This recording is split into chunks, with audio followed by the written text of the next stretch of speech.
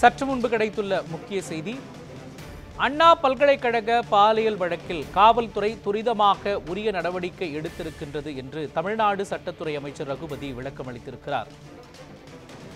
அண்ணா பல்கலைக்கழகத்தில் மாணவி பாலியல் துன்புறுத்தலுக்கு ஆளானது மிக பெரும் சர்ச்சையை ஏற்படுத்தி இருக்கிற சூழலில் அண்ணா பல்கலைக்கழக பாலியல் வழக்கில் காவல்துறை துரிதமாக நடவடிக்கை எடுத்திருக்கின்றது என்று தமிழ்நாடு சட்டத்துறை அமைச்சர் ரகுபதி விளக்கம் அளித்திருக்கிறார். விரிவான விவரங்களை வழங்குவதற்காக நமது செய்தியாளர் சாமுவேல் எபினேசர் இணைந்திருக்கிறார். சாமுவேல் எபினேசர், சட்டத்துறை அமைச்சர் ரகுபதி அண்ணா பல்கலைக்கழக மாணவி பாலியல் துன்புறுத்தலுக்கு உள்ளான சம்பவம் தொடர்பாக தெரிவித்துள்ள கருத்து குறித்த முழுமையான விவரங்களை நீங்க பதிவு பண்ணலாம்.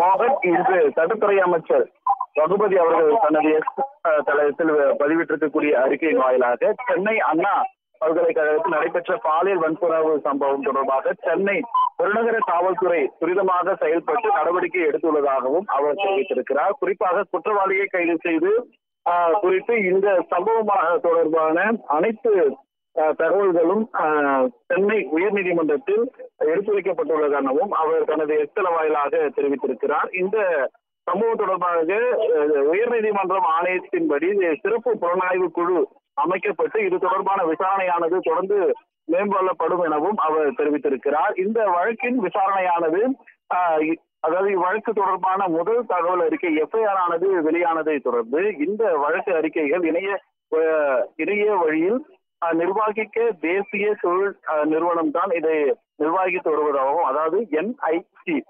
CCDNCS அமைப்பின் தான் இது நிர்வகிக்கப்பட்டு வருவதாகவும், அதிலிருந்து தான் தொழில்நுட்ப குறைபாடு காரணமாக தற்போது அந்த எஃப்ஐஆர் ஆனது வெளிவந்துள்ளதாகவும் அவர் தெரிவித்திருக்கிறார். குறிப்பாக காவல்துறை காரணம் அல்ல என்பதை அவர் தனது பதிவின் வாயிலாக தெரிவித்திருக்கிறார். மேலும் இந்த வழக்கு பற்றிய சென்னை உயர்நீதிமன்ற ஆணையர் பேட்டியின் பற்றி அவர் தெரிவிக்கப்பட்ட கருத்துகளையும் பொறுத்தவரை அகில இந்திய பணி நடத்தை விதி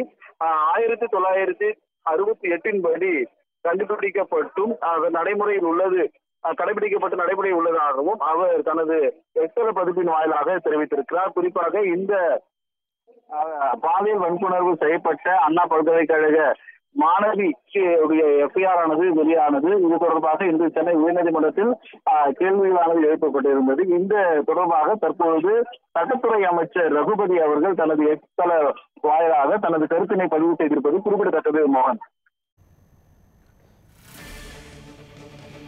அண்ணா பல்கலைக்கழக மாணவி பாலியல் துன்புறுத்தலுக்கு உள்ளாக்கப்பட்டது தொடர்பாக அமைச்சர் ரகுபதி அளித்துள்ள விளக்கம் குறித்த முழுமையான விவரங்களை வழங்கியதற்காக நன்றி சாமுவேல் எபினேசர்.